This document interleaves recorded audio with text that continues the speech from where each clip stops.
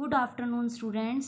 बेटा आज हम करेंगे लेसन 2 के question answers D and E parts. तो देखो, नेम द पिगमेंट, आपको पिगमेंट का नेम बताना है जो कि प्रेजेंट होता है green leaves of the plant में। तो देखो, name the pigment present in green leaves of a plant. तो बेटा जो पिगमेंट का नेम है वो है chlorophyll. Why do some plant feed on insects, कि कुछ प्लांट्स जो होते हैं इंसेक्ट्स में फीड क्यों करते हैं? क्योंकि उनको क्या होता है, वो जो खाना प्रिपेयर कर रहे हैं फोटोसिंथेसिस से, उसके अलावा उनको क्या है, एक्स्ट्रा अमाउंट में फूड चाहिए होता है जो कि वो प्रिपेयर कर रहे हैं फोटोसिंथेसिस में। क्यों? क्योंकि उन वहाँ पर बेटा वहाँ जो ये ग्रो करते हैं पुअर सॉइल के अंदर ग्रो कर रहे हैं, और वहाँ पर क्या हो रही है, लैक हो रही है नाइट्रोजन की, नाइट्रोजन सॉल्ट्स की। इसलिए जो है कुछ प्लांट जो हैं फीड्स करते हैं इंसेक्ट्स में।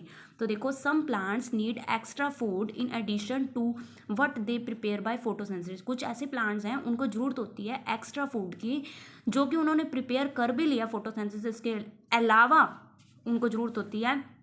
एज दीज प्लांट्स, ये प्लांट्स क्या होते हैं, ग्रो करते हैं पुअर सॉइल के अंदर, विच, जहाँ पर पुअर सॉइल के अंदर ग्रो करते हैं, विच लैक, लैक का मतलब होता है कमी होती है नाइट्रोजन सोल्ट्स की। So they get extra nourishment, extra nourishment के लिए वो क्या है, इंसेक्ट्स में फीड करते हैं। दो मेथड्स कौन कौन से हैं रिप्रोडक्शन ऑफ प्लांट्स के?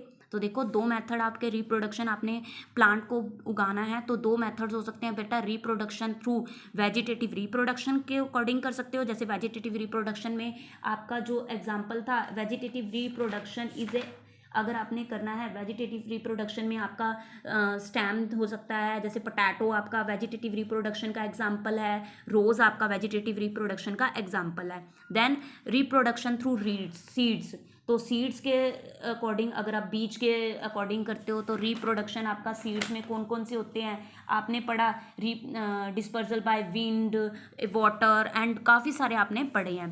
ठीक है। State the condition for proper germination, अगर आप कंडीशन बताओ कि प्रॉपर जर्मिनेशन के लिए सीड के, तो देखो एप्रोप्रिएट मतलब प्रॉपर अमाउंट में, अगर आपने कोई भी अपना प्लांट को ग्रो करना है तो उसके लिए आपको प्रॉपर क्या होनी चाहिए, एयर चाहिए, प्रॉपर अमाउंट में वाटर चाहिए, और प्रॉपर अमाउंट में क्या होता है, टेम्परेचर चाहिए होता है। अगर आप इसमें से एक भी कंडीशन अगर फुलफिल नहीं कर रही तो आपका जो प्लांट है, सीड है, वो जर्मिनेट नहीं कर पाएगा। तो वही है, appropriate amount of water, air and correct warmth temperature are necessary for germination of seeds. दो प्लांट्स के नेम बताओ जो कि स्टेम कटिंग से हो रहे हैं। तो बेटा आपके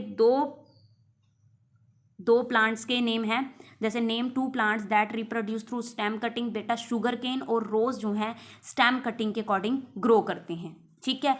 वाई डू, ई पार्ट है, why do not seed not germinate to form new plant. जो सीड्स है वो जर्मिनेट क्यों नहीं कर रहे? तो उसमें क्या है बेटा, सभी के सभी सीड्स को क्या है, प्रॉपर अमाउंट में वाटर चाहिए, एयर चाहिए और करेक्ट वार्मथ चाहिए, इसलिए वो जो कि जरूरी है जर्मिनेशन ऑफ सीड्स के लिए। Seeds do not germinate when they are kept in ice box और रेफ्रिजरेटर। आप सीड्स है, बीजों को अगर आप उसके अंदर रख देते हो फ्रिज में, तो वो जर्मिनेट क्यों नहीं कर रहे बेटा? वहाँ पे हमारी कंडीशन नहीं फुलफिल हो रही। कौन सी कंडीशन फुलफिल नहीं हो रही? हमें एयर नहीं, उसको एयर नहीं मिल रही, प्रॉपर वाटर नहीं मिल रहा, प्रॉपर टेम्परेचर नहीं मिल रहा। तो यही देखो, because they do not gate appropriate warmth, वहाँ पर उसको प्रॉपर वार्मथ नहीं मिल रहा, मतलब टेम्परेचर नहीं मिल रहा, जो कि नेसेसरी है जर्मिनेशन ऑफ सीड्स के लिए। ठीक है। देन उसके बाद है question number 3, state the vegetative reproduction in plants. तो वेजिटेटिव रिप्रोडक्शन इन प्लांट्स क्या है? तो वेजिटेटिव रिप्रोडक्शन जो है ईजियर और फास्टेस्ट मेथड है